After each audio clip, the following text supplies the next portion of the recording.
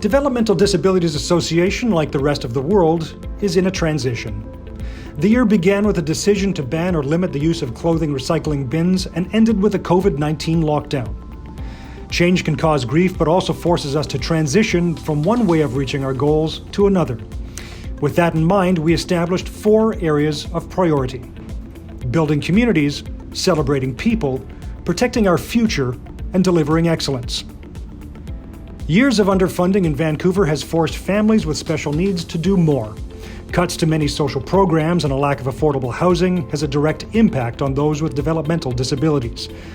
Despite that, DDA soldiers on.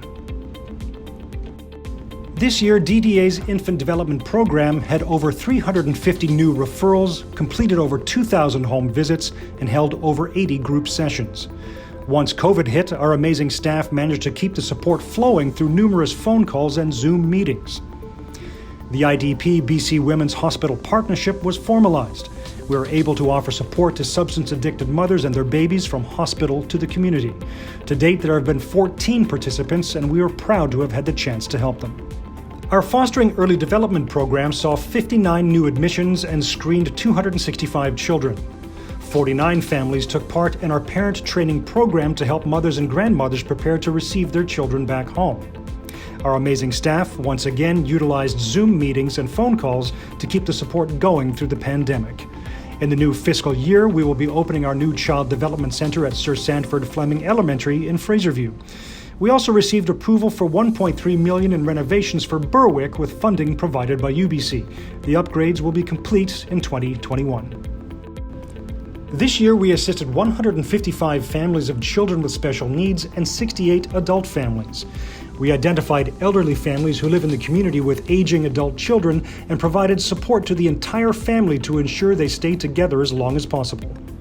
We provided over 1,300 hours of transition support to 43 youth aged 17 to 18, and 15 clients continue to thrive in DDA home shares. In spite of a lot of turnover, Jobs West welcomed 204 new job seekers and 80 people found paying jobs. In total, we served 313 people in a variety of ways, from resume writing, skills development, and job placement. 20 years ago, Starworks started with just 3 contracts and 18 employees. Today, they have over 30 employees and have exceeded this year's sales targets. We could not be more proud of their accomplishments. DDA has a lot of amazingly talented artists in its fold. 75 clients showed off their work at exhibits, resulting in 63 people selling art. Through DDA's day programs, over 2,900 hours of technology classes were provided to people with access barriers. To support online classes during COVID, we developed and issued activity kits to participants' homes. This year, we added music therapy and science classes. Adult services focused on adaptive online applications to train and assist with communication, life skills, and more. This increases independence and gives clients the freedom to access the internet to choose their own online activities. Our job is to educate the public and instill a sense of inclusion and belonging. We foster this by telling our stories and reaching a broader audience. When COVID hit in March, we expanded our communications to offer more information to families through our website and social media in order to connect them to community services and other useful information. The biggest impact of our social media focus has been in Facebook, where our followers increased by 20% in 6 months. DDA and IDP are now on Instagram, Starworks has a LinkedIn page, and we are driving more engagement across all channels. After we lost the contract with Value Village and shut down our clothing drive, DDA took it upon itself to retrain several of our drivers. 4 were selected for our new training program, and 3 continued to work for DDA. Our employees did an excellent job throughout the year and responded almost in unison to new public health guidelines to help limit the spread of COVID-19. While it's true we did see some infections in one group home, everyone recovered thanks to the tireless efforts of our staff. Recruitment and retention remains an area of focus for DDA. Our turnover rate this year was 17.9%. That's below the community living average, but still high. Despite that, we have many dedicated long-term staff. We participated in 12 job fairs and hired 33 summer students, 8 of whom are still with DDA.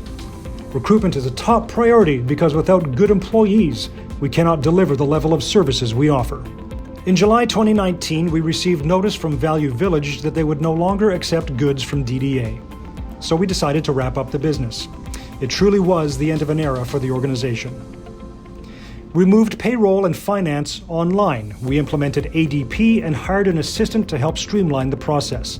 Fortunately, this was all complete before COVID hit, and staff could safely work at home if need be.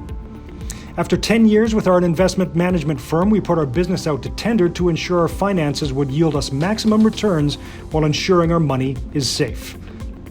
We were very fortunate to have board members with expertise in this area who gave us the confidence to move to a new firm with an excellent track record. DDA is becoming well known around the world for the quality of service and level of support we provide to our clients. Our IT department focused on cost-effective hardware and software solutions. We added over 120 hardware units to our inventory and configured online backups for remote sites and head office. The department also rolled out a new CRM called Sumac, which documents all DDA constituents and is useful in targeted communications. We destroyed over 400 boxes of redundant paper files and saved 50% on our storage bill. In early March, we canceled most residential activities and organized COVID training for all the staff. And from working extra hours and juggling schedules, our teams rose to the challenge to make sure COVID did not spread further within our network, and they succeeded. One of the big lessons of the pandemic is that we have an amazing community of people associated with DDA who have big hearts and don't need to be asked for their support. In spite of our new normal, we will continue to explore new methods of inclusion and help each other reach our full potential together. It is our pleasure to thank all of our employees, board members, and those who support our vision as we transition into something bigger and better than ever before.